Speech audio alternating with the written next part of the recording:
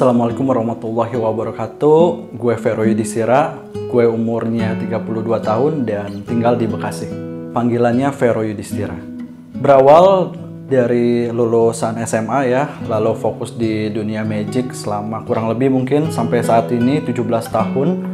Yang dimana magic adalah bagian hal yang menurut gue sendiri adalah keajaiban yang bisa diciptakan.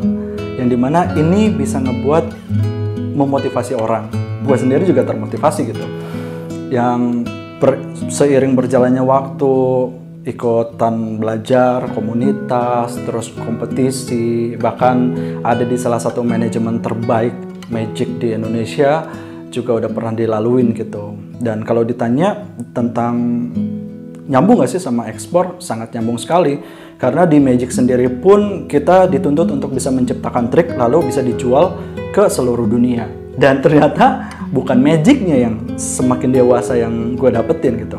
Ternyata ekspornya yang punya potensi besar.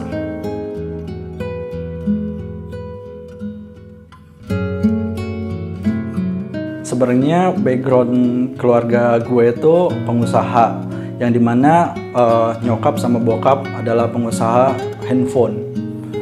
Cuma singkat cerita ditipu orang sampai akhirnya mengalami kebangkrutan di tahun 2007. Di situ gue merasa muter otak, ya ini adalah waktunya gue untuk bisa istilahnya menggantikan peran nyokap bokap gue untuk menghasilkan gitu. Which is dimana gue harus bisa menghasilkan uang dari apa yang gue suka, dan itu adalah magic. Singkat cerita juga gue bisa menghasilkan beberapa penghasilan ya dari magic itu sendiri untuk menghidupi keluarga gue. Kita berjuang untuk bisa hidup, cuma untuk hidup harian aja gitu loh. Bayar kontrakan juga sering telat, bahkan sering banget yang namanya makan nasi sama Indomie sama telur. Bahkan yang lebih parahnya lagi adalah garam dicincang sama cabe, digoreng, dan kita bisa harus makan itu dalam waktu yang cukup lama, bertahun-tahun gitu. Itu hal yang oke, ini harusnya saatnya gue bisa menghasilkan yang lebih besar dari itu semua gitu.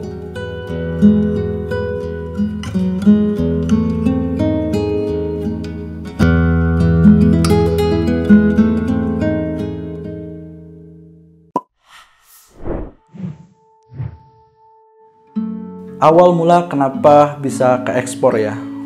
Dalam hal ini ketika melihat Julio di TikTok, merasa wow, ini sesuatu potensi yang besar yang belum bisa dilihat banyak masyarakat Indonesia.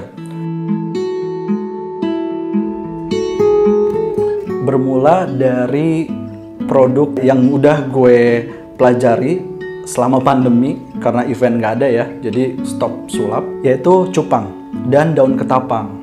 Nah, menurut gue, cupang di Indonesia tuh pasti ada kalanya, ada musimnya lah ya. Tapi di luar negeri enggak. Nah, mulai dari situlah, mulai mencari tahu bagaimana sih cara ekspor cupang dan daun ketapang, serta semua perlengkapan ikan hias ya.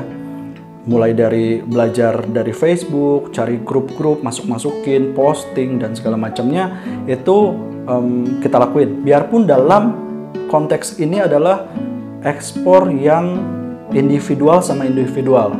Dalam artian kita ketemu buyer, nanti dia tinggal order, lalu kita kirim lewat transshipper.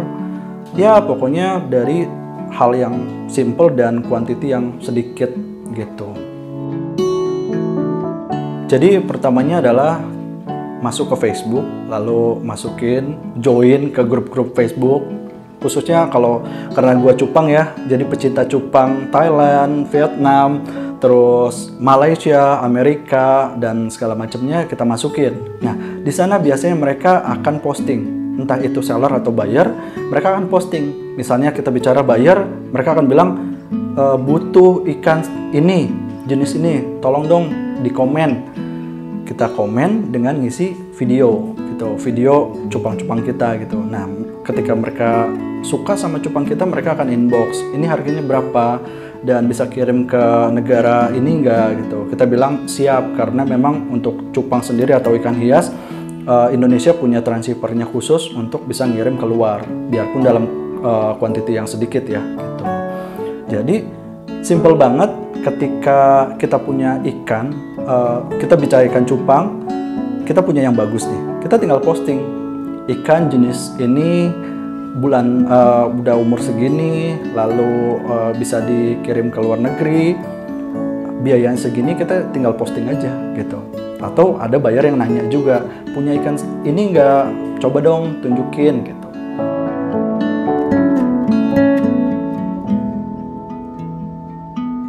Ketika kenal ekspor, gue memutuskan untuk meninggalkan semuanya, which is yang ada di domestik gitu, misalnya jualan lokal ya kayak cupang dan lain-lainnya, karena melihat sangat besar potensi ekspor Indonesia ke mancanegara. Kita bisa bilang secara simpel, buyer yang ada di luar negeri sana banyak banget gitu, dan untuk dari kurs harganya sendiri aja itu nggak ada masalah gitu loh. Jadi ekspor ini sesuatu hal yang sangat seksi untuk dikonsenkan. Ya, kita nggak bisa munafik juga, profitnya besar sekali gitu. Bayangkan daun kering yang kita buang, yang kita bakar, tapi 1 kilo bisa menghasilkan sekitar 980.000 di luar sana gitu. Itu hal yang luar biasa, apalagi teman-teman bisa ekspor, ada yang komunitas lidi sawit, briket, atau hal-hal yang wow, ini bisa diekspor. Dan ternyata bisa gitu, kayak coco fiber gitu, yang dimana dibuang, dibakar gitu aja, tapi bisa menghasilkan pundi-pundi dolar.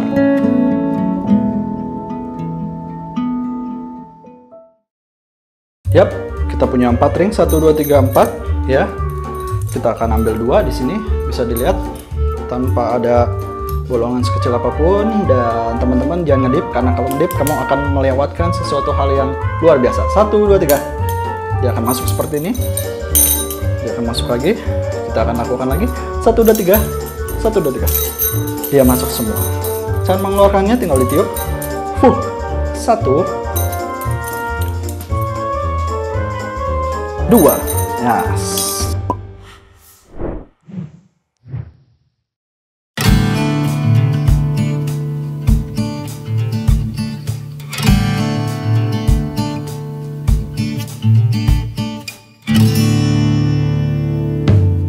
Jadi gue udah pernah ekspor cupang dan ketapang, itu relatif untuk masalah tarif ya. Ya dimana setiap jenis cupang juga kan berbeda-beda gitu harganya. Tapi kalau misalnya diambil tarik besar rata-rata ya, untuk cupang sendiri itu bisa menghasilkan omset kurang lebih 10-15 juta.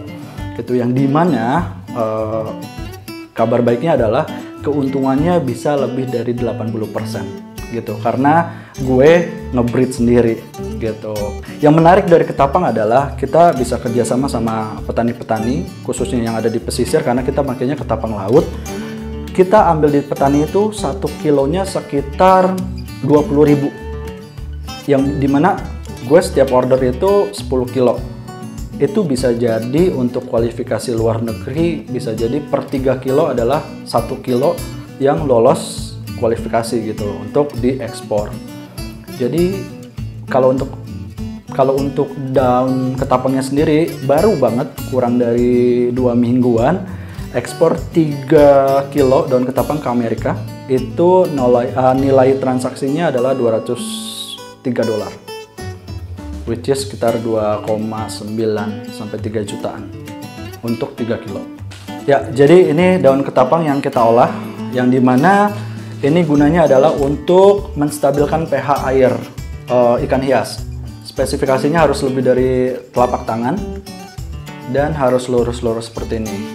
Misalnya kita bilang 1 kilo yang dari kita ekspor itu sekitar 300 helai daun ketapang, yang dimana mereka akan packing lagi, repack 10/10, itu bisa dijual sekitar 1-2 dolar. Daun ketapang untuk yang diekspor sih kita cuma hanya kayak gini, karena ini ada regulasi dari pihak karantina dan juga kurir atau jasa pengirimannya. Kita cukup kayak gini, lalu kita press, kita lilit sama packingan plastik, lalu sama solasi aja sih, cukup itu aja. Untuk 1 kilo daun ketapang itu ongkos kirimnya sekitar 500.000 kalau dirupiahin. Dan yang dipinta oleh buyer banyakkan ketapang laut karena dia punya kadar minyak yang lebih sedikit, bahkan hampir nggak ada. Jadi dia nggak ngotorin airnya si ikan hias kita gitu. Kita cukup taruh segini aja. Kita taruh sini. Biarkan kita tinggalin 1 hari aja, 1 malam lah ya. Dia akan berubah warnanya jadi coklat seperti teh.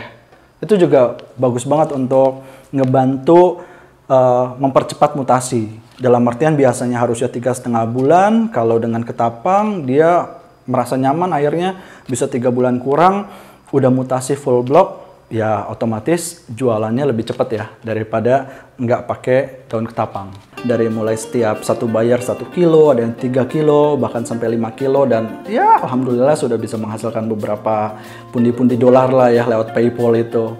Cuma karena melihat marketnya juga segmented, gue berpikir harusnya ada sesuatu hal yang bisa lebih besar, lebih profitable, dan juga sustain gitu. Dan mulailah karena ngerasa ikan adalah salah satu jiwanya, mencarilah dan ketemu di mana itu adalah lele.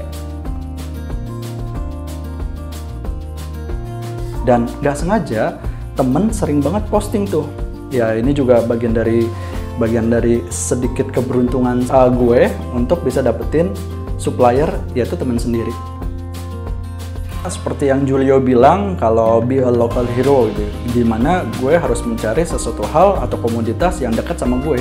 Dan kebetulan teman ini sama-sama di Bekasi nih, melihat branding dia cukup baik untuk bilang kalau dia adalah farm terbesar di Jawa. Lalu gue cari tahu lah ya, gue tanya-tanyain, dan ternyata memang sudah memenuhi kualifikasi yang Julio sudah ajarkan di Bisa Ekspor.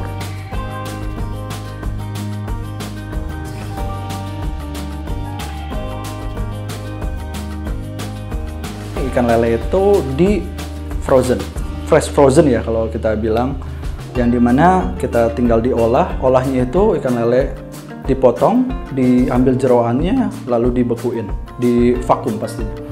Nah menariknya, dan alhamdulillah supplier kita yang udah kita pegang jadi rekanan itu bisa menghasilkan 7-8 ton per hari untuk sistem kemitraannya mereka yang tersebar di seluruh Jawa.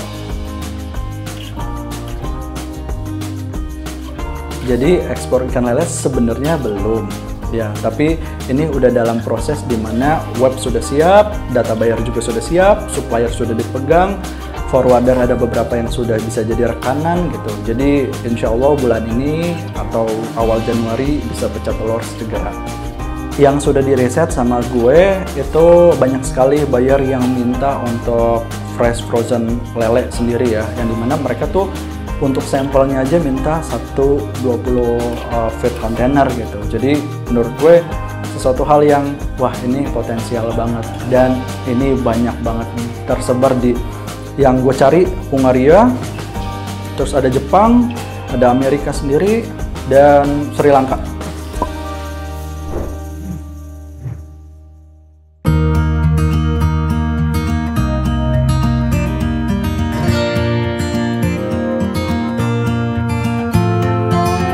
Bisa jadi eksportir adalah ya jangan takut untuk maju, jangan takut untuk melangkah. Semua keterbatasan kita pasti bisa kita lalui sambil belajar gitu. Dibilang modal bukan sesuatu hal yang modal seperti orang bilang harus punya sekian untuk bikin ini, bangun ini segala macam. Cukup ya bisa ikut di aplikasi Bisa Ekspor, terus habis itu punya bensin lah untuk bisa istilahnya nanya ke supplier, dan pastinya kuota sih untuk cari buyer juga. Kan susah ini itu segala macam, ya jalanin aja, karena kesusahan itu kan nanti akan punya solusi juga gitu loh. Gue nggak bisa bahasa Inggris bang, gampang banget, ada translator, bisa menggunakan Google Keyboard, yang dimana kita bisa tinggal ngetik pakai bahasa Indonesia, Google Keyboard tinggal langsung melakukan translate aja, lalu enter, sesimpel itu gitu loh. Kita harus optimis ya sama diri kita sendiri. Kalau teman-teman bisa, kenapa kita nggak bisa gitu. Itu yang selalu jadi pegangan gue, termasuk di Magic pun.